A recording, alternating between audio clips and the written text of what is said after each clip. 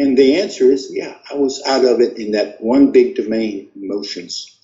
And what I've learned since then, and continually learn, especially in the last 20 years, is that emotions can be the most enabling thing of human happiness if they are managed and if you understand the power and you take ownership of what's going on inside of you.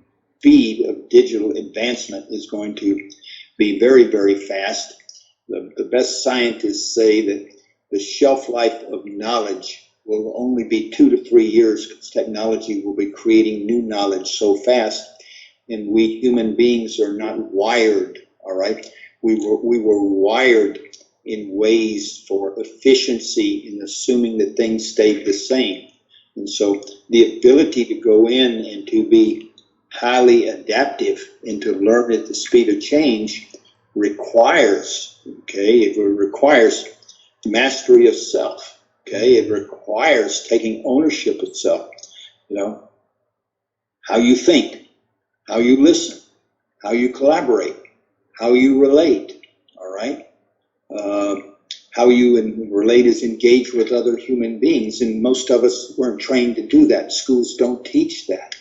But the good news is the great religions and the great philosophies of the world, and there's, historically 7 great religions and philosophies. There's a multitude of them, Eastern and Western. The amazing thing is when you study all of them, they all come to the same conclusions. All right. They get there a different way. They may use different words, but it's the same. And it's this basically taking ownership of self. All right. And getting to the point where you achieve inner peace. Quiet ego, quiet mind, quiet body, positive emotions. You can generate positive emotions and you can manage negative emotions.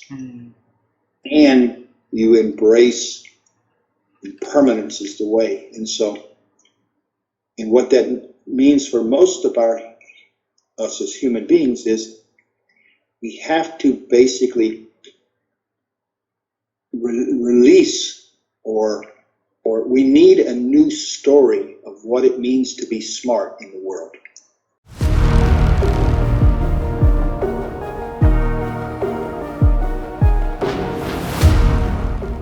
Well, a couple of things we've spoken about: integrity, honesty, authenticity, caring about your employees. And those are part of your philosophy. If you don't believe in those things, you're not going to be a long-term successful CEO. You might be able to run your company for a little while, but you will eventually run into the ground, or you'll be a miserable person just focused on profits. So a lot of it is character. But I think the other thing, and this is a big challenge, I just did a video and wrote some stuff on this, is the ability to dedicate yourself to lifelong learning. I use this statistic pretty much every time I teach a class, which is how many books do you think the average college graduate reads per year for self-improvement or business improvement, to get what I call a skill-based book, to get better at communications or leadership or advertising or marketing or whatever it might be, per year after they graduate from college? The answer is 0.5. The average person reads a half a book a year, or the equivalent thereof. Blogs, podcasts, YouTube, whatever it might be. But they invest time, and an average book is 200 pages. So it takes maybe a couple of hours to read 100 pages. So they invest a couple of hours a year. Let's just call it 5 hours an entire year to watch things or listen to things or read things that will help them improve. If you were to read the equivalent of, or whatever, all those other things, of one book every other month, 6 books a year, you'd be in the top 1% in whatever country you live in the world. Wow. If you were to read one a month, 12 a year, you're in the top 1% on the face of the earth. I'm not a genius, but I've read about 2,500 books since I graduated, business books since I graduated from college. That doesn't mean I'm a genius, but it does mean I have access to more information. It's one of the things when I was a young CEO that helped me is I didn't have to have all the experience. I could read the books and listen to the audio tapes and stuff from famous CEOs and learn from them, even the ones that have been dead for 100 years, philosophers and everything. So you got to imagine that someone's really bright, all the way back to Seneca, or we can go Confucius, or we can go through 100 other things up to Alan Mulally or somebody today. They took the time to sit down and write a book or do a video of all the best things they've learned, and you can get that for free. The biggest thing I see is leaders don't invest in their own professional development. If you dedicated just 15 or 20 minutes a day, 5 days a week, you would be in the top 1% in the world for lifelong learning if you consistently did that week after week after week for the year. It's crazy. That's how low the bar is. But John, so that's been the big learning experience. How have you been growing your ability to think, Justin? Well, I would say this is an awesome question.